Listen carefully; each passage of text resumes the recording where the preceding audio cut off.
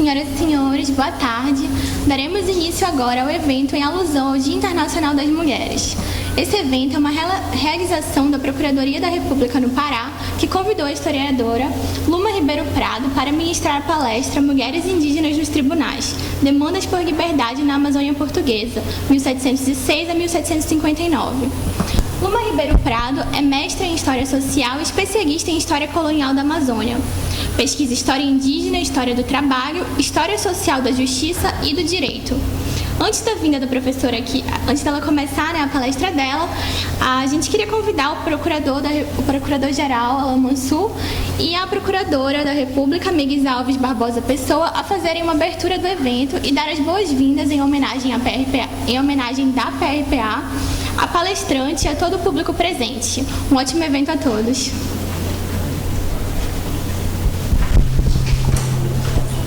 Bom, bom dia, boa tarde a todos. Te agradece a professora Luma Ribeiro Prado pela presença, por vir de São Paulo para poder fazer parte desse debate aqui no INPF em Belém. Com muita satisfação que o INPF tem a oportunidade de recebê-la e de colocar um assunto diferente para debater, né, pela perspectiva do Dia Internacional da Mulher, né.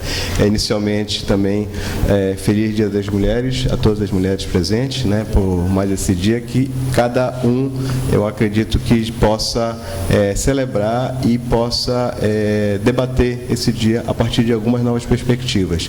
O INPF, nesse momento, traz uma nova perspectiva, histórica, né? O que aconteceu aqui na Amazônia no século XVIII, é uma perspectiva a partir do protagonismo feminino nesse debate, e é importante que o INPF, que tem essa prerrogativa também, essa função de defender os interesses indígenas, possa saber também qual uma parte dessa questão histórica. Então, a nossa realidade hoje é baseada na nossa questão histórica. Então, a gente só tem a realidade da forma que é e a partir do entendimento histórico. Então, a intenção é um pouco de trazer essa perspectiva histórica, né, da nossa realidade amazônica e mostrar isso para o nosso público interno, para professores e estudantes também do público externo, e que a gente possa facilitar o entendimento e trazer novas colaborações nesse Dia Internacional da Mulher. E por conta disso também, professora, eu convido para representar o INPF nesse evento, doutora Melisa, a futura procuradora-chefe substituta a partir da semana que vem, então já vai fazer as funções aí da chefia. Tá bom? Obrigado. Olá, boa tarde, professora Luma, boa tarde a todos. Nós, inclusive, debatemos sobre isso, eu e o Alan, essa questão, né, alusiva ao Dia Internacional das Mulheres e, acima de tudo, eu acho muito importante promover esse debate da temática feminina e me deixa muito feliz ver homens aqui na plateia, porque vocês são filhos, são maridos, são irmãos, são esposos, são companheiros, então o universo feminino permeia a vida de todos vocês. E acredito ser um tema muito importante e me fez refletir também sobre isso, porque é preciso conhecer o passado para tentar modificar o futuro.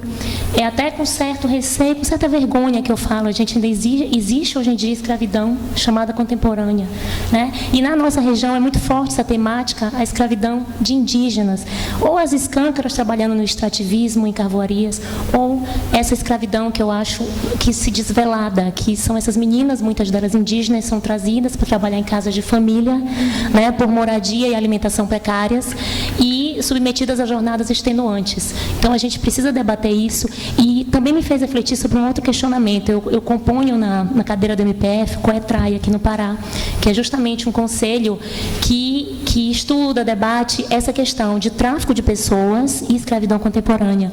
E uma das componentes me chamou a atenção disse assim, Melisa, vocês têm dados sobre escravidão de indígenas? E nós, né, como Ministério Público, como órgão que tem como uma das funções precípuas essa questão indígena, nós não temos essa estatística. Eu acredito que seja algo muito importante para que venhamos a prevenir e a combater a escravidão. Então, eu acho que é um tema importante. Bem-vinda, né? Espero que todos nós aproveitemos a palestra. Obrigada.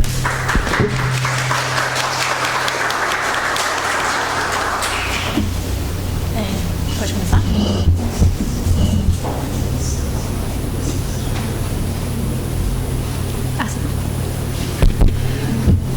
Oi, estão me ouvindo? E eu não tenho costume de falar no microfone, então... Primeiro eu gostaria de agradecer muito, dizer boa tarde para vocês, né? E agradecer muito o convite do Ministério Público Federal no Pará. Nomeadamente agradeço ao Alan Rogério Mansur, Procurador-Chefe Geral da Procuradoria da República do Estado do Pará, e a Melisa. E a Melisa também eu agradeço, que formalizaram um convite para que eu ministrasse essa palestra. Agradeço também ao Murilo de Abreu e à Yara de Almeida Bandeira e a toda a equipe do MPF, que foram muito solícitos sempre que tiveram em contato comigo. Bom, esse convite representa para mim não apenas um reconhecimento da minha pesquisa de mestrado, mas, sobretudo, uma possibilidade de dar uma função social para o trabalho, né? Era uma questão que eu sempre tinha em mente, esse retorno social e político, e hoje é uma oportunidade da gente conversar e de eu falar não apenas para historiadores, mas para o pessoal do direito, para vocês aqui de Belém, e isso é muito importante mesmo para mim. Antes de começar, eu só queria dizer que eu vou apresentar os resultados da minha pesquisa de mestrado. Eu fiz mestrado e graduação em universidade pública, na Universidade de São Paulo. Recebi financiamento igualmente público, então da CAPES, que é a coordenação do pessoal de nível superior, e da Fundação de Amparo à Pesquisa do Estado de São Paulo, que é a FAPESP. A dissertação está disponível online. Eu acho que no formulário de inscrição que vocês receberam tem um link, dá para baixar em casa, então dá para ler inteirinha lá. Bom, vamos lá. Eu começo com um caso. A negra da terra, Antônia, insatisfeita com o cativeiro ao qual estava sendo constrangida, apresentou petição de liberdade ao Tribunal da Junta de Missões de Belém do Grão-Pará. No dia 26 de fevereiro de 1751, a Índia compareceu à reunião da Junta, no Palácio do Governo, afirmando ser livre de sua natureza, uma vez que descendia da Índia Páscoa, pertencente à nação Arapium, oriunda da confluência do rio de mesmo nome com o Grande Tapajós, e que sua mãe fora trazida para a cidade, contra as leis de sua majestade, por Paulo Ferreira Ribeiro. Afirmou também que depois de sua mãe e dela própria ter estado a serviço de diversos senhores, Manuel Soeiro da Silva estava, por vias ilícitas, obrigando a servi-lo como escrava, de maneira que pedia que fosse julgada por forra, que fosse declarada livre. O governador e capitão-general do Estado do Maranhão, Francisco Pedro de Mendonça Gurjão, presidente do tribunal, convocou os deputados para a sessão daquele dia e, conforme o costume, solicitou a presença de Paulo Ferreira Ribeiro, que havia trazido a mãe de Antônia do Sertão, para que ele se justificasse. Paulo confessou ser verdade tudo o que a litigante alegou, tendo em vista as causas apresentadas e a mencionada confissão, o pedido foi deferido, resolvendo-se pela liberdade da Índia Antônia. Ao réu, Manuel Soeiro da Silva, ficou reservado o direito de recorrer à decisão de acordo com os meios competentes. E o secretário de Estado, João Antônio Pinto da Silva, redigiu o termo que foi assinado pelos deputados da Junta presentes na reunião. Bom, essa é uma petição de liberdade. Como a negra da terra, essa era uma maneira de se referir aos indígenas em cativeiro. Então, por conta da função social, né, eles eram chamados de negros da terra. Como a negra da terra Antônia, pelo menos 330 outros sujeitos indígenas entraram com demandas por liberdade nos tribunais de São Luís do Maranhão e de Belém do Pará. Esse número foi obtido através da análise de 160 demandas. E aí demandas, eu digo petição, requerimento, processo completo, autofragmentado. E encontrei essa documentação dispersa em vários arquivos. Eles estão ali do lado. Então, o Arquivo Público do Maranhão, aqui do Pará, no Arquivo Histórico Ultramarino, na Biblioteca Nacional de Portugal, numa biblioteca nos Estados Unidos, que se chama James Ford Bell, e na Biblioteca Nacional do Rio de Janeiro.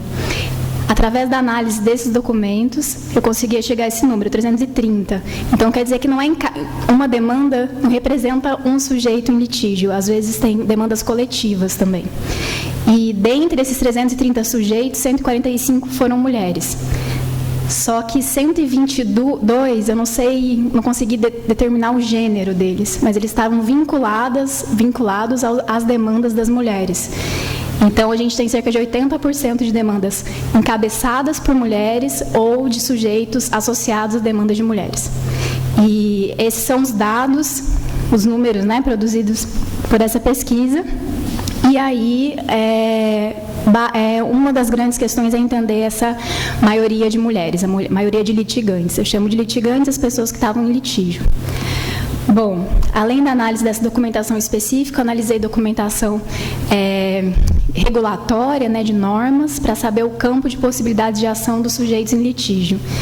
E daí eu organizei essa apresentação em 3 momentos. No primeiro momento, eu vou pensar com vocês como é que eles acessavam os tribunais. No segundo momento, quem efetivamente acessou os tribunais. E depois, se elas foram bem-sucedidas nesse acesso.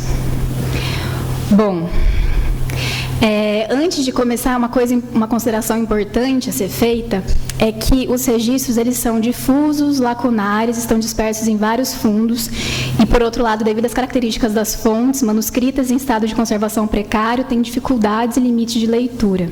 Eles são sumários. Geralmente, eu sei o gênero, em muitos poucos casos, eu sei o rio de origem, a aldeia de origem, raramente eu sei o nome original do indígena, geralmente, eu sei que é índia, inclusive, porque está escrito Índia Maria, ou Índia Ana, ou Gentil da Terra, ou Negra da Terra.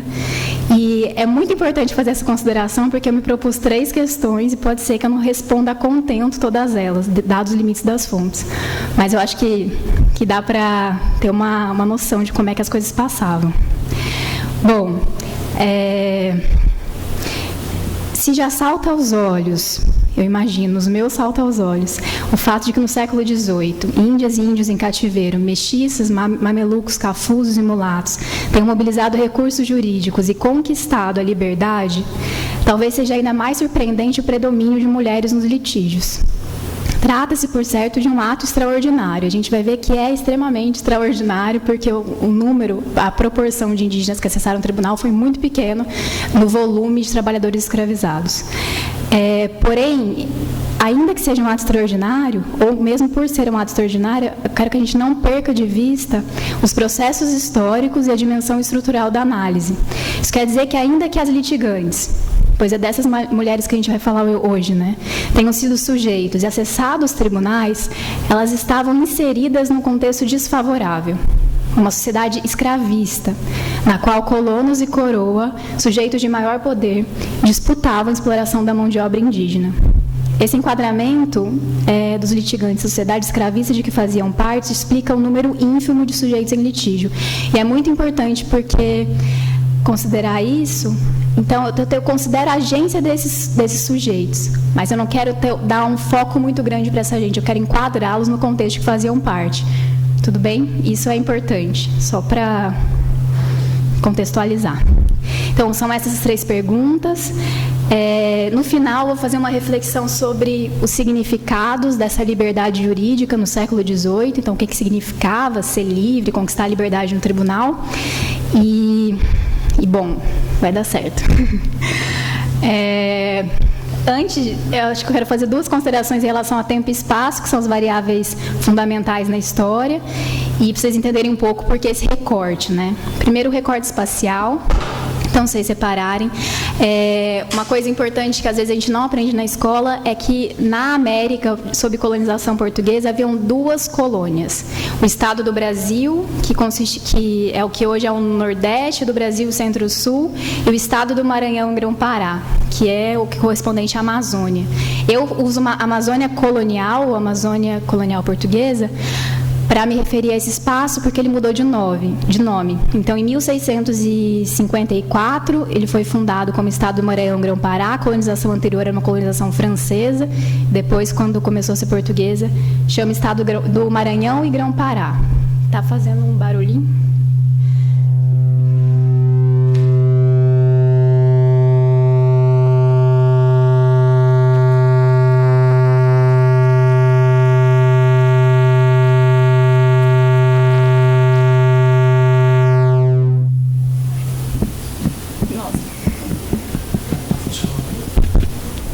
Oi, tá?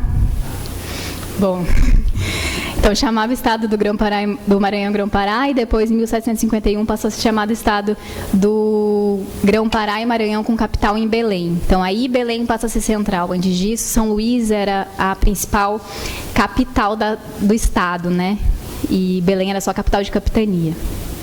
O recorte temporal, ele diz respeito às fontes. Então, a primeira demanda que eu encontrei nos arquivos foi uma demanda da índia Hilária, que ela mandou uma carta para o rei de Portugal pedindo para ficar livre.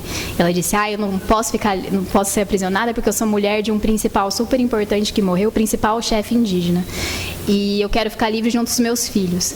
Então, e foi em 1706. A última demanda, o marco final, ele não representa o término das demandas, porque eu encontro demanda até o século XIX. Só que eu optei por terminar em 1759 porque é o primeiro ano em que tem liberdade indígena. A abolição do cativeiro indígena, ela ocorreu 153 anos antes da abolição do cativeiro negro. Foi em 1755. E daí eu escolhi aumentar um pouquinho, não terminar em 55, porque eu tenho como pressuposto que as leis não bastam para criar a realidade. Então tem a lei, tem a prática que está distanciada. Então quis investigar um pouquinho esse período de ilegalidade no cumprimento da lei de liberdade também até 1759. Então esse é o recorte. Não é aqui, desculpa. A primeira pergunta, então, é: como os indígenas escravizados acessavam os tribunais?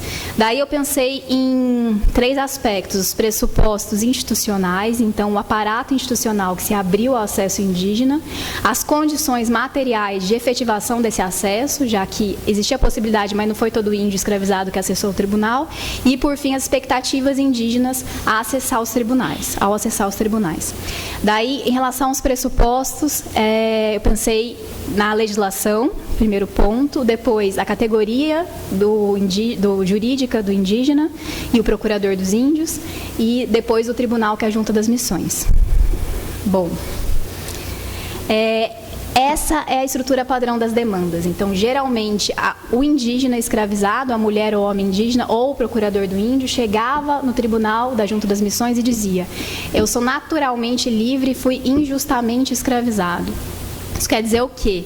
A base aqui são 2 tradições. Então, tem o direito natural, por isso que se diz naturalmente livre.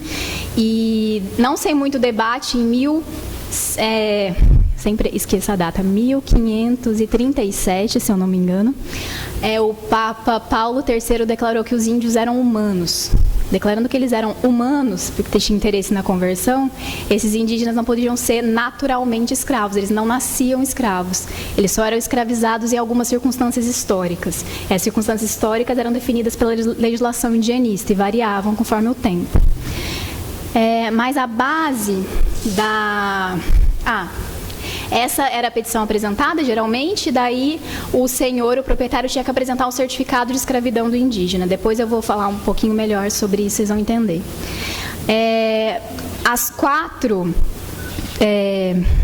A escravidão civil, ela tinha 4 títulos legítimos que orientavam essa escravidão civil, que era a guerra justa, que daqui a pouquinho eu vou falar mais, mas os perdedores das guerras, eles teriam que ser escravizados para salvar suas vidas. A comutação da pena de morte, que também é trocar a morte pela escravidão, a venda de si ou de seus descendentes em caso de extrema necessidade, então é trocar morrer de fome para servir como escravo, e o nascimento. O que determina a escravidão, o filho, ele é escravo se a mãe foi escravo. Então, o ventre materno determina a liberdade ou a escravização naquele tempo. E esses eram os 4 títulos, mas eles eram materializados pela legislação específica. E daí a gente tem, nesse período que eu estou trabalhando, 4 grandes normas. A primeira é a Lei de Liberdade, de 1680, que é uma lei de liberdade irrestrita. Então, todos os índios deveriam ser declarados livres. Essa lei, ela vigora por pouco tempo. Ela passou a vigorar, em troca, o governo deveria criar uma companhia de comércio, e criou uma companhia de comércio em 1682. Essa companhia deveria oferecer escravizados negros para o Maranhão, para o Grão-Pará. Só que esses escravizados, segundo os colonos da época, eles tinham um preço muito elevado, e eles não conseguiam comprar, e eles queriam escravizar os indígenas mesmo. E daí eclodiu uma grande revolta, que é a revolta de Beckman, que vocês devem ter estudado na escola. E nessa revolta de Beckman, uma das exigências era que se voltasse a ter escravidão indígena. E aí o governo ficou um pouco pressionado por essas demandas dos colonos, e em 1686 a gente tem o Regimento das Missões. O Regimento das Missões regula o trabalho dos aldeados. A gente tem, daqui a pouco eu vou falar melhor, mas dois grandes tipos de trabalho, o escravizado e o aldeado. O aldeado é dos índios dos aldeamentos, das missões. Vocês devem ter ouvido falar das missões jesuíticas, mas não só, tem as carmelitas, os mercedários, os franciscanos. Esses aldeados, eles tinham uma espécie de trabalho livre e compulsório. Então, eles recebiam salário, que geralmente eram 2 rolos de pano de algodão, que consistia em 2 metros do tecido. Esse salário não era dado para os índios, era dado ao missionário que administrava esse salário para ele. E eles deveriam servir rotativamente, 3 meses para os colonos, 3 meses em obra pública e 3 meses no aldeamento. E era um trabalho obrigatório. Nesses aldeamentos, eventualmente, tinham revoltas também, fugas maciças também aconteciam, massivas também aconteciam. E aí, essa medida foi uma medida intermediária. Em 1688, volta a legalidade do cativeiro, sob 2 formas, a guerra justa e o resgate. Daqui a pouco vocês vão saber melhor o que é isso. E a Lei de Liberdade de 1755, que é aquela que eu acabei de mencionar, que extinguiu o cativeiro indígena. Apesar que a gente tem notícia de outros momentos em que houve, até hoje, né, a escravidão indígena, infelizmente. Então, por exemplo, quando Dom João VI veio para o Brasil, uma das primeiras medidas foi a declaração de guerra justa contra os botocudos, que são os índios conhecidos como bárbaros, que ficavam no interior de Minas Gerais. Esses índios foram escravizados no século XIX. E tem uma série de registros depois do relatório Figueiredo de escravização indígena na época da ditadura. Então, legalmente, essa lei, ela aboliu institucionalmente a escravidão indígena, mas a gente tem alguns registros pontuais de práticas escravistas, inclusive de escravidão contemporânea. Bom, essa é a legislação, só que existiam várias práticas irregulares de escravidão indígena. Tanto que um contemporâneo, um desembargador, Francisco Duarte dos Santos, em 1735, chegou a afirmar que 80% dos escravos indígenas haviam sido recrutados ilegalmente. E aí agora eu vou dizer um pouquinho das formas práticas de recrutamento dessa mão de obra. A guerra justa, que eu já mencionei várias vezes, ela era legal, ela era lícita, desde que fosse declarada em 3 circunstâncias. Caso o grupo indígena se recusasse a receber a conversão, então é o impedimento da evangelização. O grupo fala, não quero ser convertido, aí podia declarar guerra. E aí os prisioneiros de guerra seriam escravizados. Caso uma aldeia, um grupo atacasse um grupo aliado dos portugueses ou uma vila portuguesa, eles podiam fazer guerra defensiva também. Ou então, em caso de quebra de pactos celebrados, caso eles concordaram em fazer um descimento e depois recusaram, ou concordaram em guerrear numa guerra e não quiseram mais, eles também poderiam ser escravizados. Essa era uma forma legal de escravização. A outra eram os resgates. Os resgates, eles eram feitos da seguinte forma.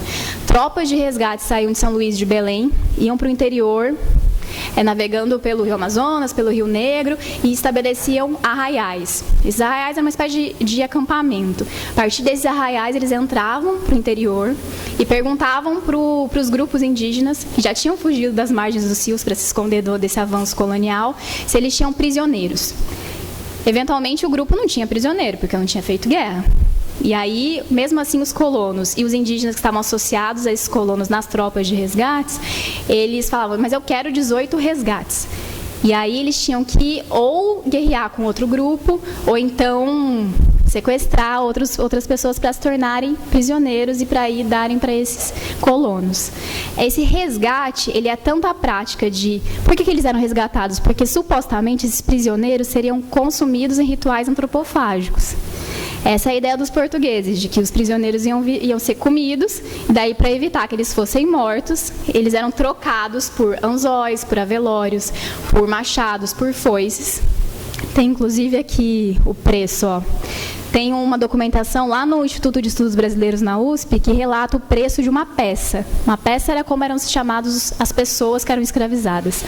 Então, uma negra, uma indígena, ela valia 3 facões ou 2 maços de vela e 2 varas. Um índio valia 2 facões ou 2 machados ou 3 maços de vela. Uma criança se comprava com um punhado de sal. Então, isso era o resgate.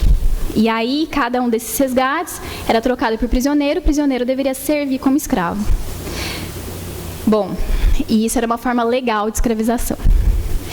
Uma outra forma Prevista em lei também a escravidão por condição. Essa modalidade é uma modalidade inédita de cativeiro, foi criada na Amazônia, só existe aqui, pelo que a gente sabe. Esse regime era o seguinte: esses resgates, eles deveriam ser realizados, de fato, com prisioneiros que seriam consumidos em rituais antropofágicos, fruto de guerra justa. Essa guerra justa, ela gera prisioneiros que são legítimos.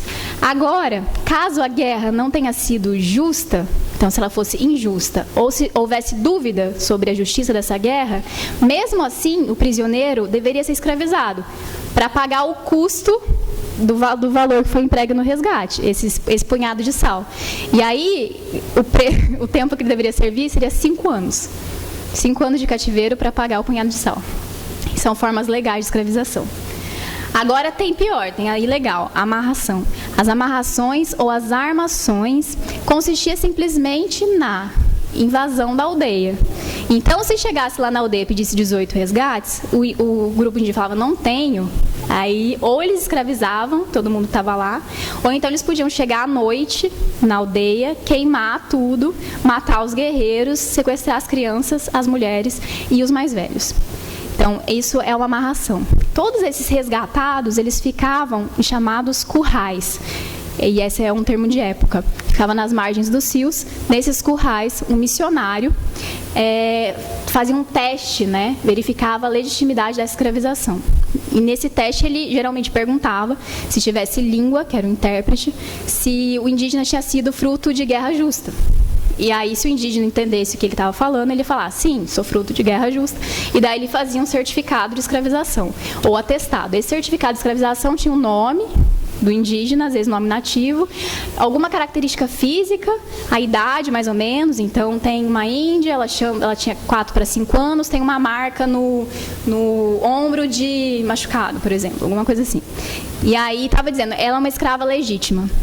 Quando esses indígenas eram distribuídos no Tribunal das Juntas, que ficava em São Luís, em Belém, para os colonos que deram resgates, que deram dinheiro, né? Dinheiro não, esses produtos para comprar os indígenas, ele recebia o atestado para mostrar que ele era proprietário daquela peça, que aquela peça tinha sido legitimamente escravizada.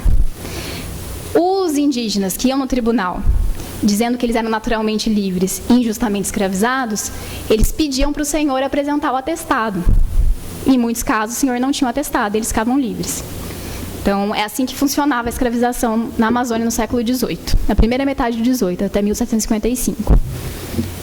E, além disso, tem os descimentos. Os descimentos geravam trabalhadores livres, aqueles que recebiam salários, 2 rolos de pano como salário.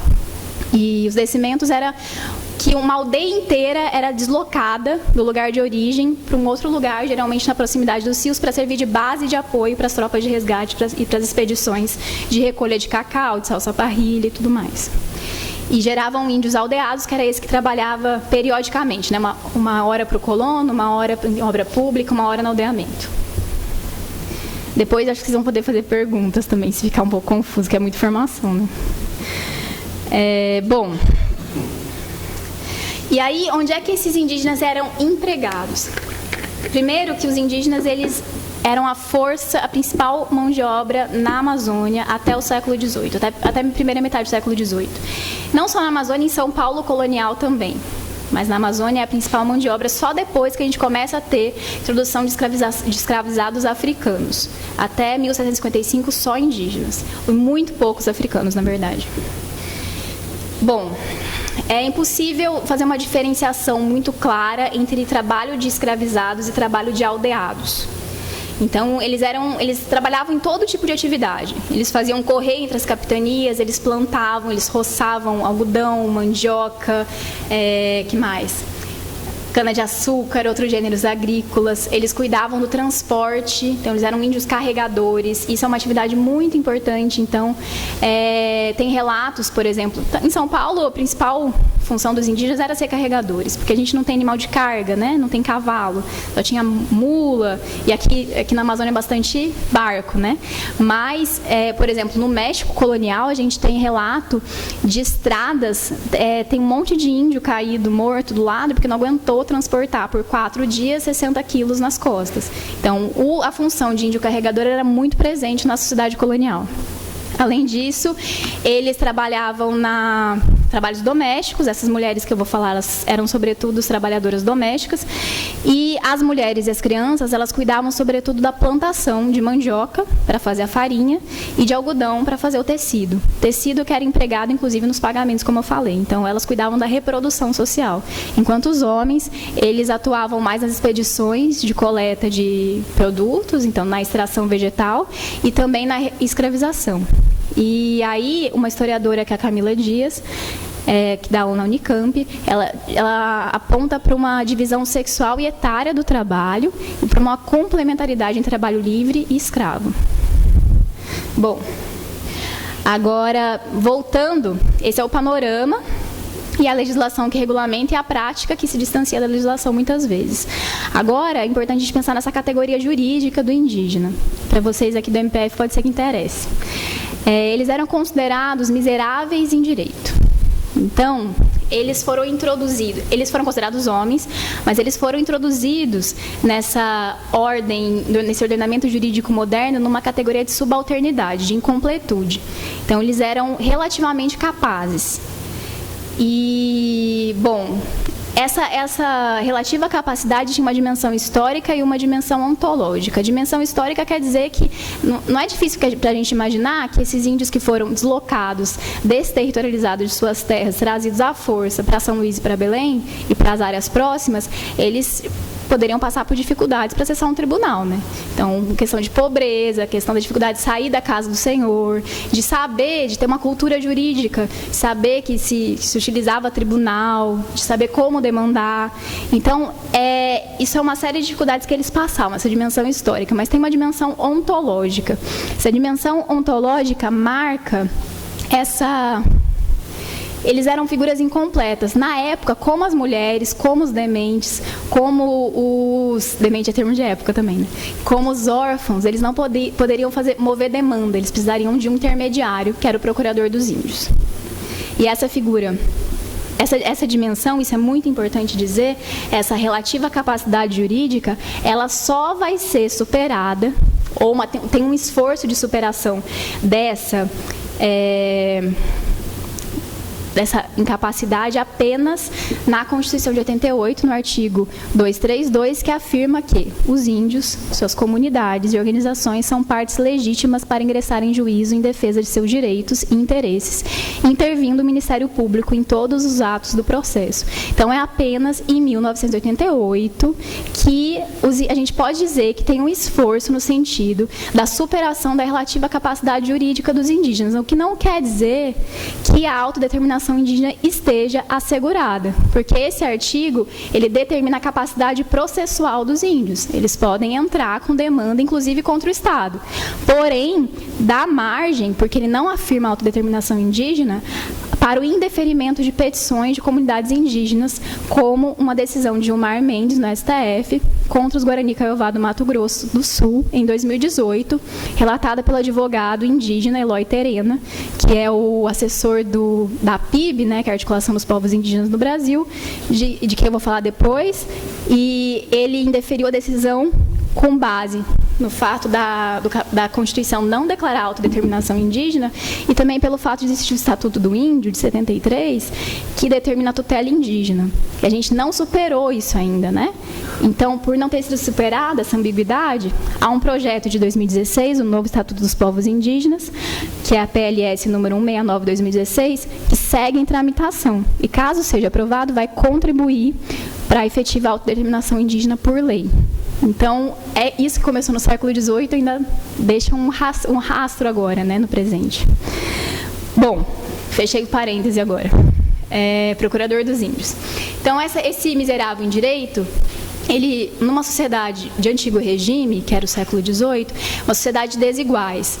Nessa sociedade de desiguais, pessoas que eram passíveis de misericórdia, que eram miseráveis, eram passíveis de misericórdias. Então, essa misericórdia para os indígenas passava por 3 coisas. Eles tinham brevidade processual, então os processos deles deveriam ser resolvidos rapidamente. Eles tinham privilégio de foro, eles podiam, inclusive, enviar processo direto para o rei.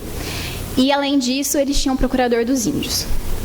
Essa figura do procurador dos índios foi criada em Assento em 1566, no estado do Brasil, e a gente tem muito pouca historiografia sobre o procurador dos índios. Quase não tem leis a respeito, deveria ter sido criado um regimento do procurador dos índios, mas a gente tem um rascunho de um regimento só, em 1750, se eu não me engano. E alguma legislação que diz respeito aos procuradores determina que, naquela lei da escravização de 55, diz que os procuradores devem secundar os indígenas em seus casos. Caso tenham sido escravizados injustamente, o procurador deve prestar auxílio para esses indígenas. Isso é uma das coisas que aparece. E tem no regimento das missões também, diz que tem que ter um procurador dos índios em São Luís e um procurador dos índios em Belém. E que eles devem ou fiscalizar. Eu argumento que eles serviam mais para controlar as práticas escravistas dos senhores do que, de fato, havia uma preocupação com a liberdade indígena. Eu acho anacrônico considerar essa preocupação, até porque era uma cidade escravista, não havia isso. E, enfim, aí, como não tinha muita informação deles na legislação, eu resolvi estudar a prática, ver os processos que eu analisei, as demandas por liberdade que eu analisei, e ver se tinha procurador ou não. E daí, para minha surpresa, eu descobri que eles não atuavam. Porque o número que, em 85% dos casos, não há menção a procuradores dos índios. Então, geralmente acontece que fala, a indiana chegou no tribunal e pediu para ficar livre. Declarou que era injustamente escravizado e pediu pela liberdade. Então, é isso que acontece. Daí, em 13,1% dos casos, os procuradores atuaram. Em 1,87% dos casos, outras pessoas, como maridos, irmãos, atuaram como procuradores. Daí, como é que eu explico esses números? Acho que tem duas coisas que a gente pode pensar imediatamente. Uma é que o procurador atuava, era tão frequente a atuação do procurador que ele não precisava ser registrado. Então, estava lá, não precisa, tá aí. Só que eu fiz o cálculo de quantos procuradores foram citados, e é muito lacunar a atuação dos procuradores, quase não tem nomeação de procuradores. E quando tem um em São Luís, não tem em Belém. Então, a minha hipótese é de que, de fato, eles não atuavam. E os indígenas, eles faziam demandas autorais. Eles mesmos chegavam no tribunal e pediam para ficar livre. Então, eles aprenderam como fazer, conversaram com pessoas em situações semelhantes e acabaram movendo demandas por si. E isso mostra que talvez a categoria jurídica do indígena seja mais uma questão da jurisprudência ocidental, da jurisprudência europeia, do que, de fato, uma prática jurídica colonial, que na colônia os tribunais funcionavam de outra forma. Então, a categoria jurídica de indígena e o procurador dos índios eram pressupostos prescindíveis para acesso à justiça, não eram determinantes. Aí agora a gente vai para outro pressuposto, que são os tribunais. Um percurso das demandas indígenas, geralmente, ele era feito, uma demanda, uma ação de liberdade, está cortado, está escrito ali, era apresentada na ouvidoria local, ouvidoria geral em São Luís e Belém, em segunda instância no Tribunal da Junta das Missões, por apelação na Casa de Suplicação, e podia chegar até o rei. Mas tinham demandas que eram enviadas diretamente, então o índio enviava diretamente para o rei, ou já direto para o Tribunal da Junta das Missões. A documentação que eu analisei é, sobretudo, de demandas do Tribunal da Junta das Missões, que eu vou explicar daqui a pouquinho o que é, e aquelas que chegaram até o rei. A documentação da ouvidoria, que é a da Câmara, ela está muito... Ninguém nunca nem olhou direito, muito maltratada, então eu não olhei essa documentação. O que eu olhei foi a documentação do Tribunal das Juntas. Então, são dessas demandas que estavam aqui, que eu estou falando para vocês agora. Bom, esse Tribunal das Juntas, ele era um tribunal típico de sociedade de antigo regime, então ele era um tribunal misto, ele era composto por religiosos e por laicos. Tinha os principais das ordens religiosas, dos mercedários, dos carmelitas, dos franciscanos e dos jesuítas, compunham esse tribunal. Além deles tinha um tesoureiro, tinha um secretário que registrava as atas das reuniões, que é a minha documentação base, eu analiso essas atas, dentro dessas atas tem as demandas, e ele era presidido pelo governador ou capitão-mor da capitania. E após 1755, o procurador dos índios também fazia parte. Nesse tribunal se discutia de tudo. Então, a autorização para as tropas de resgate particulares, por exemplo, elas passavam por esse tribunal. Além disso, para fiscalizar a atuação dos missionários no aldeamento, também passava ali pelo tribunal. E as demandas por liberdade também. Então, tinha interesses de vários grupos sociais que convergiam para esse tribunal. Então, e as pessoas que compunham o tribunal, elas eventualmente também tinham escravos, porque é uma sociedade escravista. Então era um pouco tenso ali o tribunal, não era só chegar que ganhava, né? Bom, esses são os pressupostos institucionais. Agora, para pensar as condições materiais, efetivas de acesso dos indígenas aos tribunais. Primeira coisa é que eles tinham que ter consciência da condição de cativeiro. Muitos indígenas, a maioria deles, dos que eu estudo, não a maioria, mas parte deles foi escravizada em vida. Tipo, foi escravizado e aí conseguiu chegar no tribunal. Mas grande parte não, nasceu no cativeiro. E aí, para quem nasceu no cativeiro, ter consciência de que é escravo já é um primeiro passo. Depois, ter acesso à informação. Saber que era disseminada de maneira verbal ou escrita. Em língua geral, que era a língua mais falada aqui, ou num outro idioma nativo, ou em português, para despertar a dúvida da legitimidade do cativeiro. Saber que estava no cativeiro e saber que talvez fosse possível sair do cativeiro. Depois, ter a oportunidade de sair do cativeiro, da casa do Senhor, de conversar com outras pessoas em situação semelhante, de trocar estratégias de sobrevivência, de, enfim, trocar informações, talvez tecer uma rede de apoio. E, finalmente, ter acesso ao aparato institucional, saber que existiam leis, saber que tinha um procurador, saber que eles eram miseráveis em direito, saber que eles podiam recorrer a essa estrutura toda. Então, isso é o que eu chamo de condições materiais, que eram todas facilitadas pelo ambiente citadino. Então, se eles morassem em Belém, em São Luís, ou nas proximidades, era muito mais fácil fazer todo esse percurso, né, para conseguir acessar um tribunal. Então, o perfil do indígena escravizado que virou litigante é um perfil de índio urbano. Nos limites que a gente pode dizer que existia urbanidade no século XVIII, né? Bom, mas além dos pressupostos das condições, tem também a questão da expectativa dos indígenas, porque eles poderiam resistir ao cativeiro ou à exploração extenuante do trabalho de várias formas. Então, eles poderiam, por exemplo, fugir. Só que a fuga tem uma questão importante, que não dá para viver, não é que não dá, mas é muito complicado, eu imagino, viver em fuga a vida inteira. Então, ficar na clandestinidade, né? Geralmente, quem foge tem que ter um lugar para ir. Se tivesse um mocambo, um quilombo, massa, já consegue estabelecer uma outra organização ali. Mas, se não, muito provavelmente o aldeamento de origem, a aldeia de origem desse indígena não existia mais. Por conta das tropas de resgate, das tropas de guerra, dos aldeamentos que estavam devassando o interior do Amazonas, da Amazônia, né? Não do Amazonas. Então, essas fugas ficavam um pouco complicadas, apesar de a gente ter muito relato de fugas.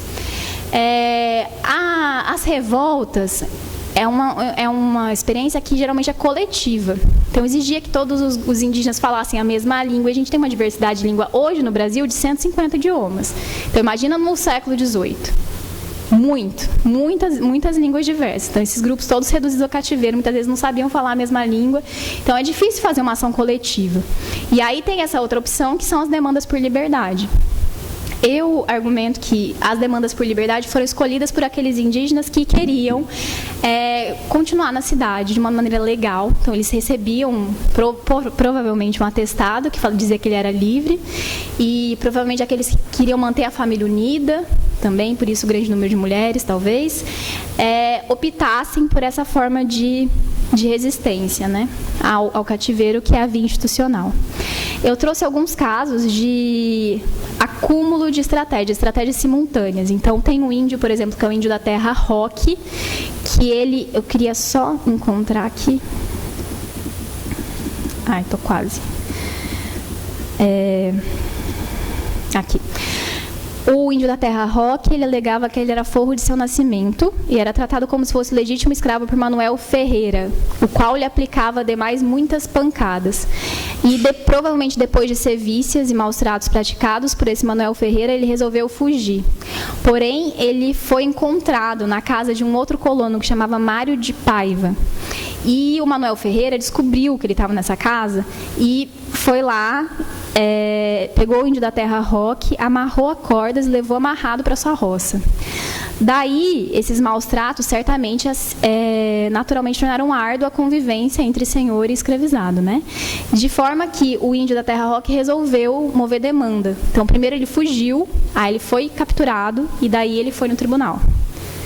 Tem um outro caso, que é do índio Ventura, que ele também foge e aí ele foi aprisionado. Então, ele foi para a prisão de São Luís ou de Belém? ele foi na cadeia de São Luís e da prisão ele peticionou por liberdade. Então, ele também tentou fugir e foi obrigado, né, foi constrangido a acessar a justiça. Eu mostrei bastante na dissertação que esses índios também eles eram levados a acessar a justiça. Então, eles poderiam fazer vários tipos de coisas, inclusive fugir. Mas era mais indicado, era recomendável que eles acessassem o tribunal. Além disso, tem uma estratégia inusitada, que é o Manuel de Quadros. O Manuel de Quadros é um mameluco. Ele foi um mameluco que, em 1726, ele pediu para se tornar soldado, que é uma coisa muito inusual na colônia, porque os soldos eram muito parcos. E ele era carpinteiro. Por que ele decidiu pedir para se tornar soldado? Porque o pai dele morreu e a viúva do pai, a madrasta dele, Luísa Maria de Novaes, ele ouviu dizer que ela planejava vendê-lo como escravo. E daí ele, para sair da escravidão, resolveu servir como soldado. E o governador do estado, João da Maia da Gama, e o Dom João V aprovaram, deferiram o pedido dele. Bom, nesse panorama das resistências, a gente tem 330 litigantes. Então, 330 sujeitos envolvidos em litígios jurídicos por liberdade, contra a escravidão.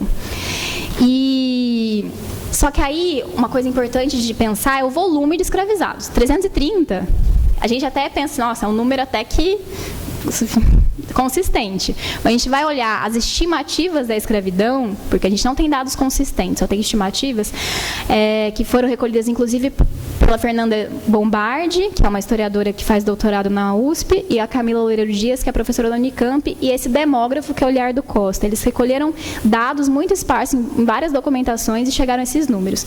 De descimentos oficiais, 48 mil e tanto, descimentos particulares, 10 mil e tanto, resgates oficiais, 22 mil, resgates particulares, 13.252, guerras, 5.810. Guerra tinha um custo muito grande, então quase não se faziam guerras, apesar de terem algumas bastante importantes. E o que me interessa são esses escravos ilegais. A estimativa é que tenham existido entre 1680 e 1750, 164.648 escravizados ilegais, indígenas escravizados. Desse número, 330 acessou o tribunal. 330, que corresponde a 0,20%. É muito pouco. Muito pouquinho. Então, de fato, a via jurídica era uma via pouco frequentada pelos escravizados. Não era tão acessível, assim, tão fácil de acessar. Mas para aqueles que acessaram e conquistaram a liberdade, a gente vai ver que foi bastante significativo.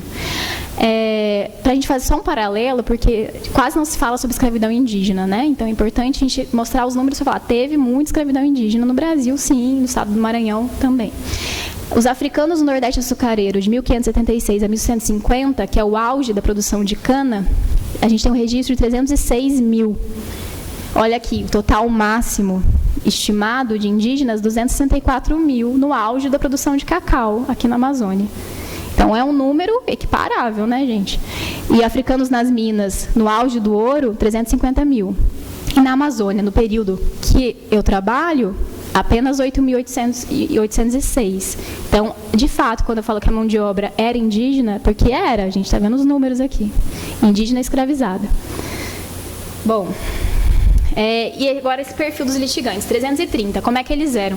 Eu organizei em 3 grupos. Na verdade, eu tinha 4 grupos, mas um não trabalhei, que são os aldeados, que eram os índios, que deveriam ser livres, mas eram escravizados injustamente. Então, eles iam para a casa do colono e o colono não devolvia, escravizava. Ou o colono casava ele com algum escravo para escravizar. Os mestiços, que eles vão começar a surgir bastante depois da Lei de Liberdade dos Índios, de 55, os senhores vão continuar escravizando os índios, que estão no cativeiro. E aí, como é que vai acontecer? Alguns índios vão no tribunal e falam assim, olha, mas a minha mãe, ela é índia, então eu tenho que ficar livre. E daí o tribunal fazia uma inspeção ocular, porque era esse o método, olhava e falava assim, acho que a sua mãe é índia, sim, pode ficar livre. Ou não, ou acho que a sua mãe é negra, continua na escravidão. E essa é uma maneira dos senhores continuarem explorando a mão de obra, né, de pessoas que deveriam ficar libertas. E os libertos em testamento, então o senhor ia morrer e aí dizia, eu estou liberando o meu índio. É como na escravidão negra. Eu dou alforria, carta de alforria para o meu indígena, só que muitas vezes nessa carta de alforria dizia, tem que esperar o meu filho morrer. E daí o escravizado passava a vida servindo como escravo ainda. E a maioria de mulheres, né? Então as mulheres é mais que o dobro dos homens. E eu não sou a primeira historiadora que cheguei nesses dados. Antes de mim, tem uma professora da UFAM, que é a Márcia Mello, que fez um artigo sobre a maioria de mulheres, e tem outro historiador que faz doutorado aqui no UFPA, o André Ferreira, que estuda o Maranhão. E ele também verificou uma maioria de mulheres no Maranhão.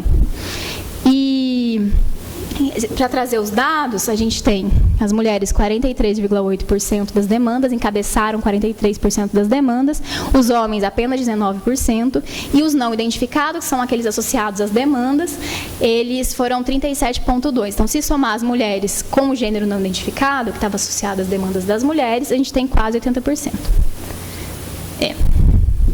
E aí, como explicar essa maioria? Eu tenho uma hipótese de que, primeiro, provavelmente nas cidades em regime de escravidão havia uma maioria de mulheres. Se a gente pensar junto com a Camila Dias, aquela historiadora que eu mencionei logo mais atrás, o trabalho indígena nas cidades, ele era sobretudo de mulheres. O trabalho doméstico e o trabalho nas plantações de mandioca e de algodão. Além disso, eu acho muito importante a gente considerar a questão do ventre materno. Então, quando uma mulher entrava no tribunal, não era apenas a liberdade dela que ela ia conseguir a liberdade dela e dos seus descendentes, é uma liberdade extensiva. Então, mais de uma pessoa seria liberto. E eu acredito que o fato dela portar esse ventre materno, talvez mobilizasse mais as mulheres a optarem por essa via. Não que não optassem por outras, né? Os homens não tivessem opção de acessar outras formas de tribunal, mas que as mulheres, essa questão do ventre era determinante.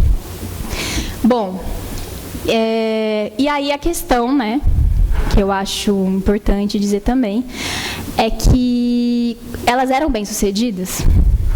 Bom, tem um gráfico aqui. Primeiro que eu não tenho os dados definitivos de todas as demandas. Dessas 160 demandas que eu analisei, tem algumas que estão incompletas. Então, 29, eu não sei o resultado. Em 29 sujeitos, eles não conseguiram sentença positiva. Quer dizer que eles passaram o tempo do processo inteiro convivendo sob o mesmo teto com o Senhor, porque era assim que acontecia, muitas vezes submetidos a maus tratos, a torturas, a possibilidade de serem transferidos para uma fazenda no interior, não poder continuar o processo na cidade, ou ser vendido no meio do processo, e ainda depois de, sei lá, às vezes 7 anos de processo, eles continuavam escravos. Então, a situação para eles, eu acho que ficou feia. Agora, 238 sujeitos obtiveram sentenças ou despachos favoráveis. Então, despachos são resoluções intermediárias e sentenças definitivas. Então, cerca de 70% das sentenças ou despachos foram positivos. E aí, o que significava essa liberdade, né, que eles conquistavam no tribunal? Primeiro que uma liberdade jurídica, que é muito diferente de liberdade de trabalho. Se a gente olhar, eu tentei organizar as sentenças numa escala do mais próximo da escravidão para o mais distante da escravidão. Mais distante da liberdade, então menos livre, seriam aqueles que conseguiram uma sentença que era livre, mas eles deveriam servir o mesmo senhor. O que significava? Conseguia ficar livre, mas às vezes a senhora pedia que o índio continuasse trabalhando ali porque ela alegava que não tinha condições de se manter. Então, ela se comprometia a dar um salário e bom tratamento para o indígena, e o indígena ficava livre, mas deveria trabalhar para o mesmo senhor. Então, isso mostra para a gente que a liberdade jurídica é diferente da liberdade de trabalho, em primeiro lugar. Depois, apesar da gente aparentemente ver que não era uma conquista tão grande, né, uma mudança de estatuto jurídico, mas o trabalho continuava sendo o mesmo, o indígena ou o mestiço que conseguiu essa sentença criou ali e abriu um espaço de negociação com o patrão, com o senhor, que agora é patrão, né? Apesar de que, quando ficava no âmbito da casa do senhor, havia, de fato, uma certa dificuldade do Estado de controlar como é que essas relações se davam. Então, não dá para saber, efetivamente, se com uma sentença positiva, as relações entre senhor e escravo, ou patrão e assalariado, mudaram, né? Efetivamente se transformaram. Tinha outro tipo de sentença, que era livre para morar onde quiser e com quem quiser. Essa sentença mostra a importância do lugar de moradia, da vinculação desse lugar com o trabalho. Então, se morasse, por exemplo, em aldeamento, deveria ser um trabalhador aldeado. Agora, se morasse numa fazenda, poderia ser escravizado. Agora, se o indígena conseguisse morar onde é que ele quisesse, ou com quem ele quisesse, tinha garantido primeiro uma unidade familiar e depois uma possibilidade de escolher o serviço, de escolher, é claro, dentro de certos constrangimentos, a quem servir. Então, isso é um pouquinho mais de liberdade do que o primeiro, porque ele não morava mais na casa do Senhor, tinha um espaço ali maior de autonomia. E o máximo de liberdade que eu encontrei nas sentenças foi livre para poder usar de sua liberdade. E esse livre para poder usar de sua liberdade está mais próximo do agir conforme as suas vontades. Então, poder viver mais conforme seus costumes, né? Não tendo essa intermediação do Senhor. Eles poderiam, tem um dicionarista do século XVIII que chama Rafael Blutot, que ele diz que o sujeito livre era aquele que era senhor de si e de suas ações. Então, esses indígenas que podiam usar de sua liberdade, eles eram mais senhores de si, eles conseguiriam agir de uma maneira mais autodeterminada, mais longe da coisificação, né, que representa um dos aspectos da escravidão. Bom, deixa eu ver. Então, essa liberdade jurídica passava por essas 3 esferas: a moradia, o controle sobre a moradia, sobre o trabalho e a composição das relações sociais. Bom, agora, só para encerrar, eu queria dizer que... Deixa eu só achar aqui. Ainda que, como dito, a via institucional não pudesse prever o retorno à liberdade do sertão, não havia como voltar, ele já não existia mais, o recurso aos tribunais permitiu que os trabalhadores indígenas e descendentes de índias e índios deslocassem da escravidão à liberdade jurídica. Livrar-se de maus tratos, escolher, ainda que dentro de certos limites, onde morar, com quem se casar, qual atividade laboral exercer, a quem servir, são conquistas incontestáveis. Eu contei para vocês uma história de que não há escapatória fora do mundo do trabalho e de que o máximo de liberdade que os litigantes poderiam adquirir residia na possibilidade de eleição restrita de por quem serem explorados. Essa história integra a memória das resistências à exploração do trabalho e deve ser acionada ou atualizada sempre que necessário, especialmente em contexto de perda de direitos trabalhistas e no qual o trabalho forçado similar à escravidão ganha área de legalidade. E eu digo isso e vou terminar com uma citação desse Eloy Terena, que, se vocês não conhecem, eu convido a conhecer, que é um advogado, ele é Terena, ele é advogado, ele tem doutorado em antropologia social pelo Museu Nacional e ele é assessor da PIB. E ele atualiza a importância da luta pela via institucional. Ele disse num evento de comemoração dos 30 anos da Constituição que hoje o judiciário é, sem dúvida, uma importante arena de conflito. Boa parte das implicações que atualmente afetam os direitos dos povos indígenas está necessariamente passando por aquela corte. Então é isso, gente. Obrigada.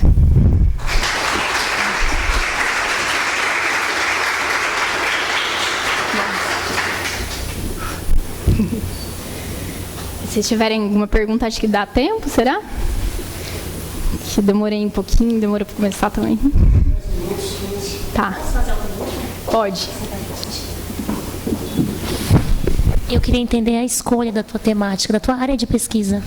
Por que voltada a isso? Deixa eu ver.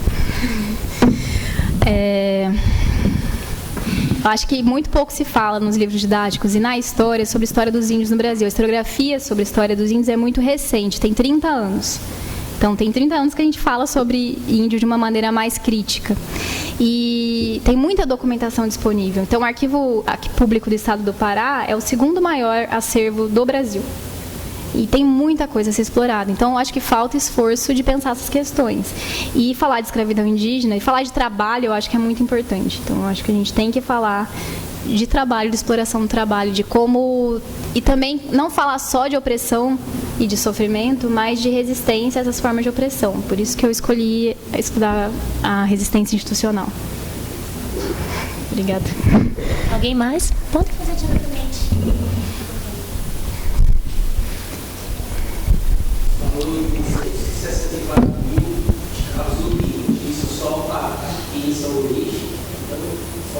Não, é só no estado do Maranhão e Grão-Pará, que aí era as capitanias de São Luís, as capitanias de, Maranhão e do Pará.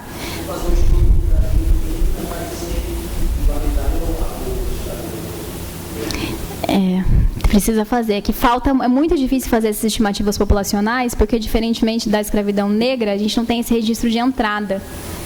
Então, é muita documentação dispersa. E aí tem o registro das tropas de resgate, que muitas vezes não está declarando todos os escravizados. Tem muita escravidão ilegal também, né? Então, é um pouco complicado fazer a estimativa. Mas esse esforço é para mostrar que tinha escravidão indígena, sim. Porque muita gente fala que não teve, né? Tá. Isso é uma questão muito difícil, porque raramente tem indícios étnicos nas fontes. Então, eu tenho, às vezes, falar, é o índio Mura, foi o indígena Maracanã. Às vezes tem algum relato, mas é uma parcela muito pequena, tipo 3%. Então, não dá para saber. Mas, às vezes, fala os rios de origem. Fala Rio Negro, Rio Japurá, Rio Solimões. É. Mas essa questão da antropofagia é mais uma justificativa legal do que de fato existia.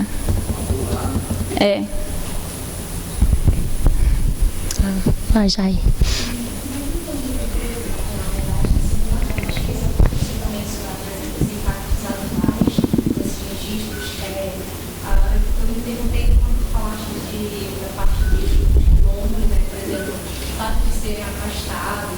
Existe alguma coisa a ver com essa época da escravidão indígena? Eu imagino assim, primeiro quero te parabenizar, porque eu imagino a dificuldade, né, das questões históricas mesmo, que usou para fazer, e como conseguiu acessar isso, né, pelas condições de tempo mesmo, temporal.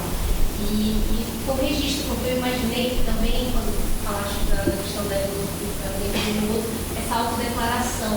A gente, talvez na época, aqui na realidade amazônica mesmo, a escravidão que a gente estuda como escravidão negra na escola tem sido indígena, né?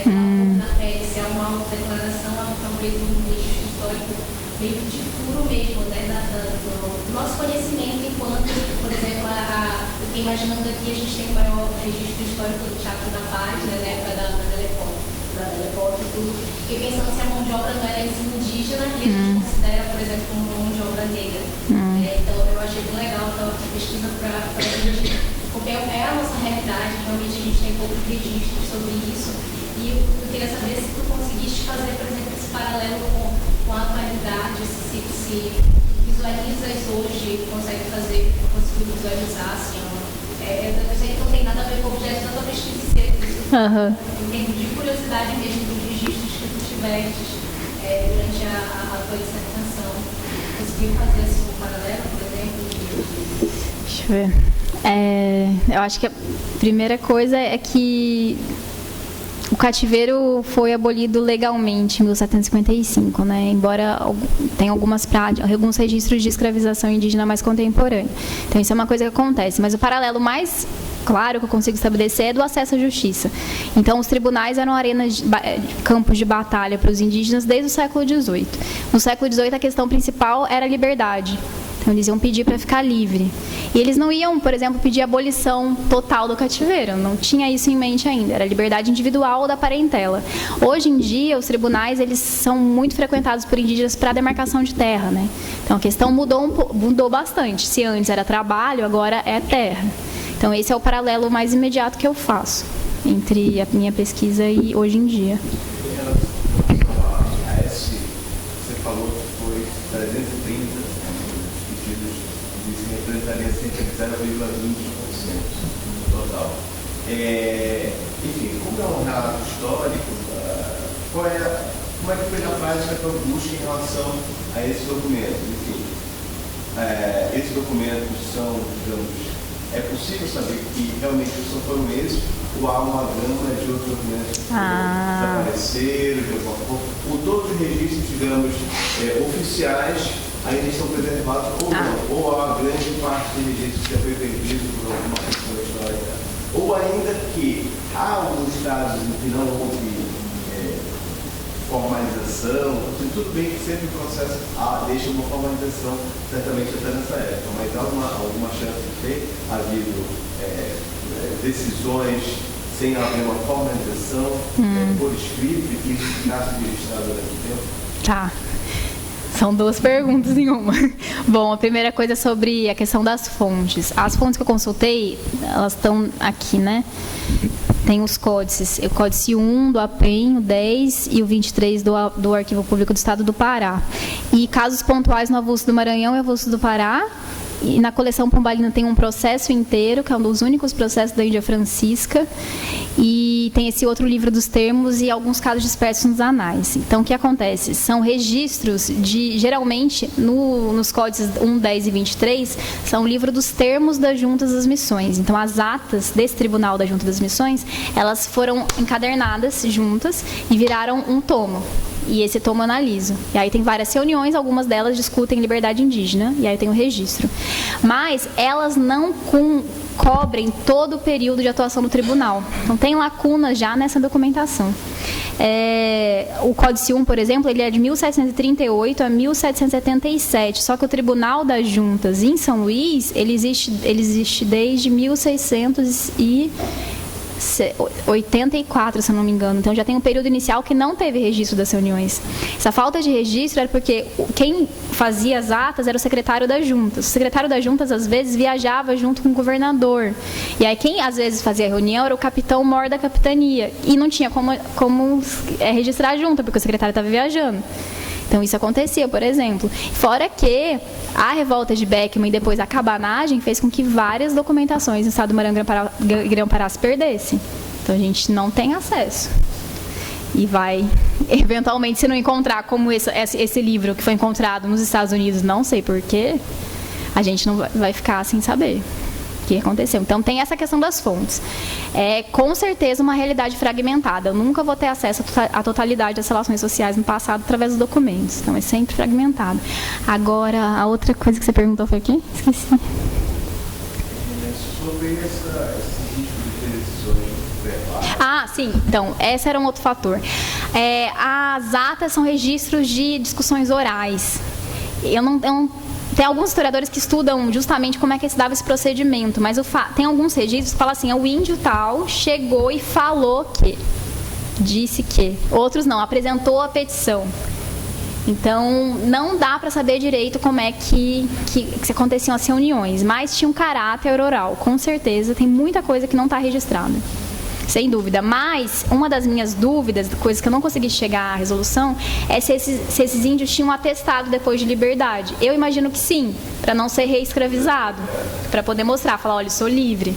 Mas nenhum deles foi encontrado, eu nunca encontrei nenhum em arquivo, nenhum outro historiador encontrou. Talvez porque fosse documento pessoal, que ele tivesse que carregar e se perdeu.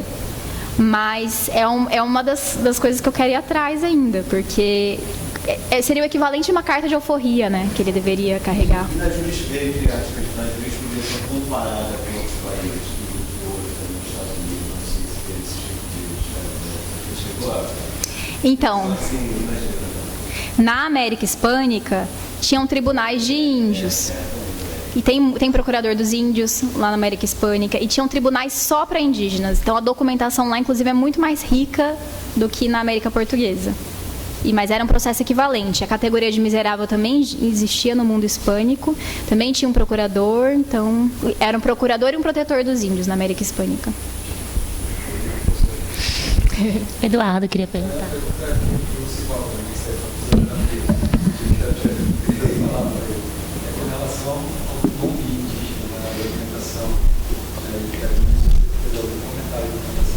Uhum.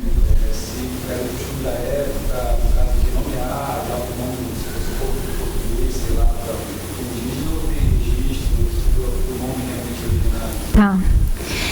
Tem alguns documentos que estão no livro das canoas, que é um livro que documenta esse certificado de escravização, que às vezes no certificado de escravização tem a Índia Jujuri, que era o nome dela nativo. E aí fala as características físicas dela, foi escravizada legalmente. Nos documentos que eu analisei, das atas da junta, só tem nome em português. Então tem Índia Maria, Índia Francisca, o Índio João, o Índio José. Só o nome em português. Por quê? Porque antes de serem vendidos, eles eram batizados. E aí só fica esse registro. Então já tem esse apagamento muito forte, né? Tem a desterritorialização, aí você tira da família, tira da comunidade, depois apaga a etnia, você dá outro nome. Você dá um nome em português.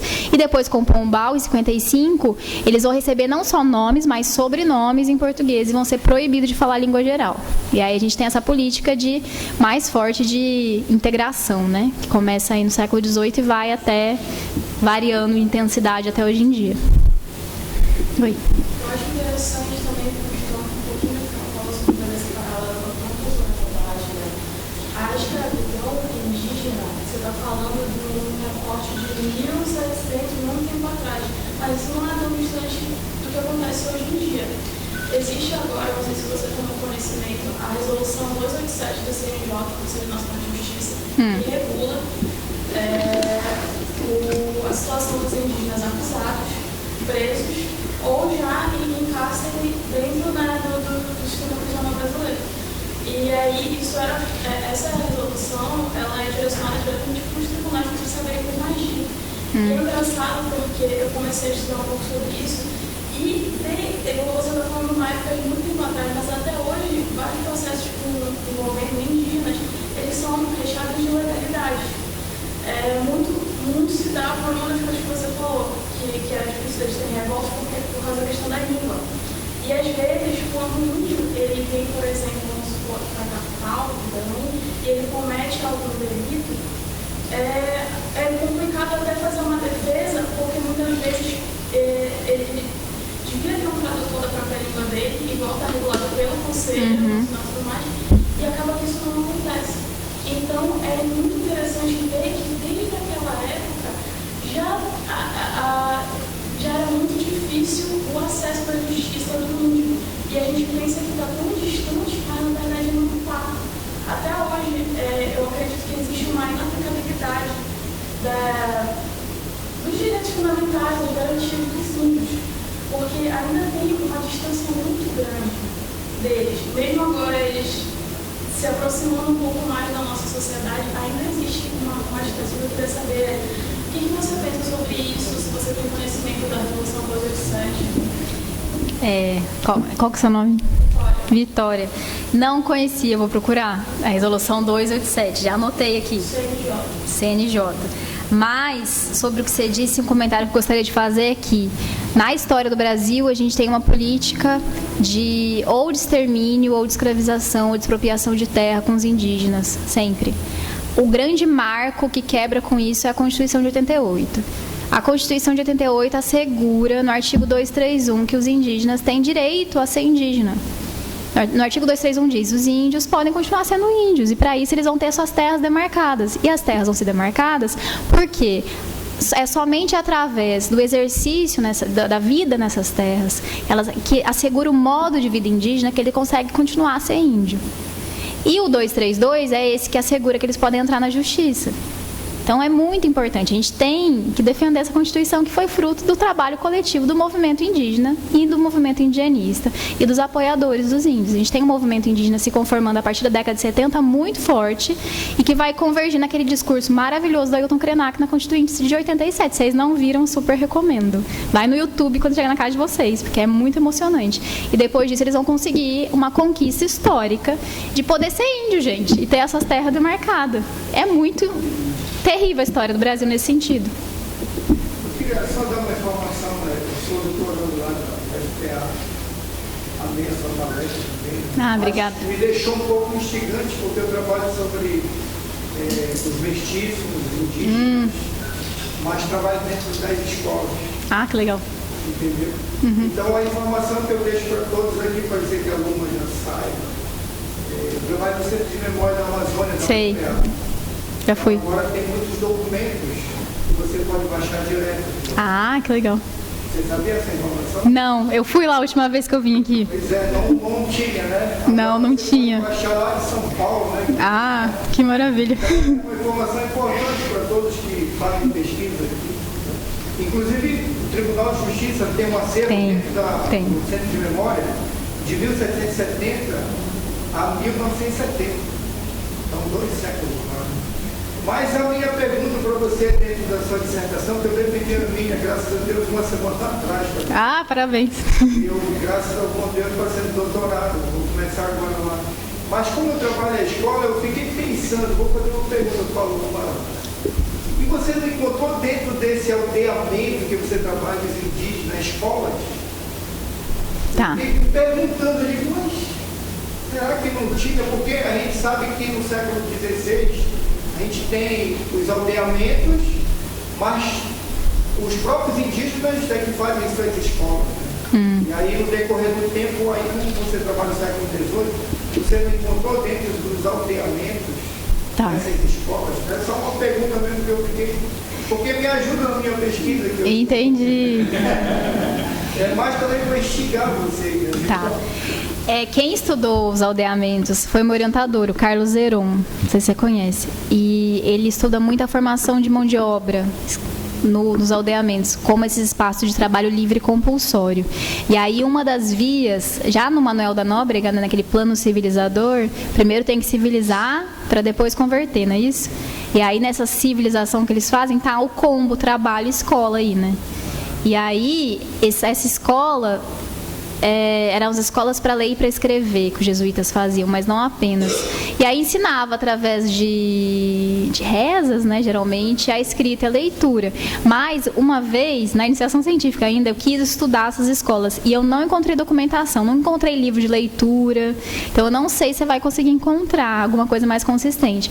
Mas tem um outro rapaz lá da USP que estudou o ensino de música nos aldeamentos, que também eram esses índios que tinham ofícios especializados, muitos deles eram cantores e outros artífices e tal, então talvez você encontre alguma coisa por aí. Eu encontrei no currículo da música. Ah, olha só, legal, imagina.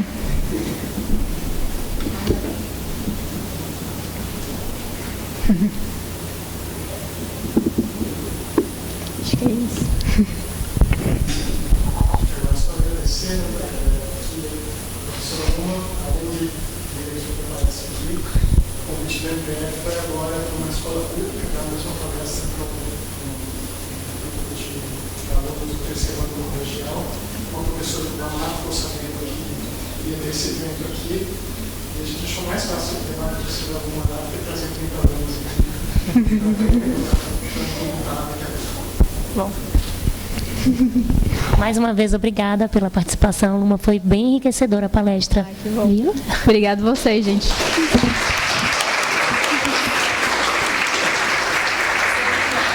Bom.